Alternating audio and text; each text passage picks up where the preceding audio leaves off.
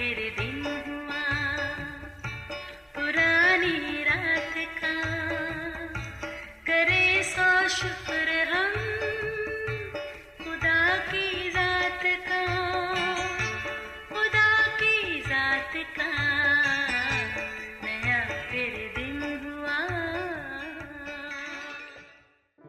آج کی آیت، میں بادشاہوں کے سامنے تیری شہادتوں کا بیان کروں گا اور شرمندہ نہ ہوں گا۔ زبور 119 46ویں آیت۔ عزیزو، باہر دروازے پر کسی نے کال بیل دی۔ بچہ بھاگا گیا، بڑی احتیاط سے دروازے کے پیپ ہول سے دیکھا، واپس آ کر اپنے بابا سے بولا، ابو، باہر آپ کے کوئی دوست آپ کو ملنے آئے ہیں۔ باپ نے بیٹے سے کہا، اوہو، ایسا کرو بیٹا، باہر جا کر بول دو ابو کہہ رہے ہیں کہ میں گھر پر نہیں۔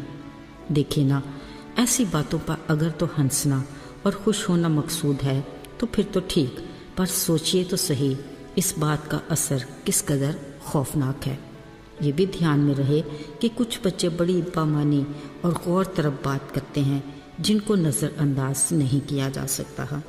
عزیزو، یہ ہزاروں سال پہلے شاہ اسرائیل اور آرام بادشاہ کے جنگ کا واقعہ ہے۔ ایک دن جب آرامی دل باندھ کر نکلے تو اسرائیل سے ایک چھوٹی بچی اسیر کر کے لے آئے۔ یہ آرامی فوج کے سورما نعمان جو کوڑی تھا، اس کی بیوی کی خدمت کرنے لگی۔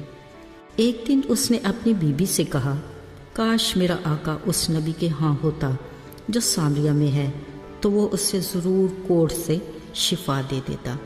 پھر کسی نے اس چھوٹی بچی کی بات سنی اور نعمان کوڑی کو بتا دی۔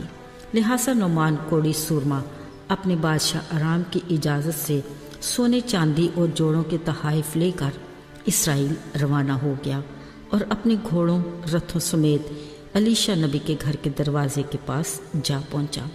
علیشا نبی نے اندر سے کاسب کو بھیجا اور پیغام دیا کہ یردن میں جا کر 7 بار غوطے مار تو تیرا جسم پھر سے بحال ہو جائے گا اور تو پاک صاف ہوگا۔ اب باہر انتظار میں کھڑے آرامی سورما نعمان کے لیے علیشا نبی کا یہ پیغام اس کی سوچ اور اس کے خیال کے بالکل برعکس تھا۔ اس کے خیال میں تھا کہ بطور آرامی فوج کا سورما علیشا نبی خود باہر آ کر اپنے خداوند سے اس کے لیے دعا کر کے متاثرہ حصے پر ہاتھ لگا کر دعا کرے گا، مگر جب ایسا نہ ہوا تو وہ نہایت خفا ہوا اور کہا، کیا میرے ملک کے دریا اسرائیل کے دریاؤں سے بڑھ کر نہیں؟ میں ان میں نہا کر پاک صاف ہو سکتا ہوں۔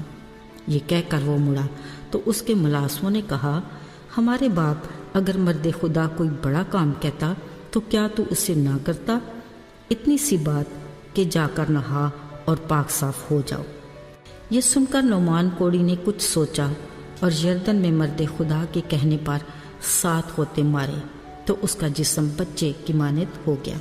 یہ دیکھ کر وہ مرد خدا علیشا نبی کی طرف لوٹا اور اقرار کیا کہ اب میں جان گیا کہ اسرائیل کے خدا کے سوا کہیں روئے زمین پر کوئی اور خدا نہیں۔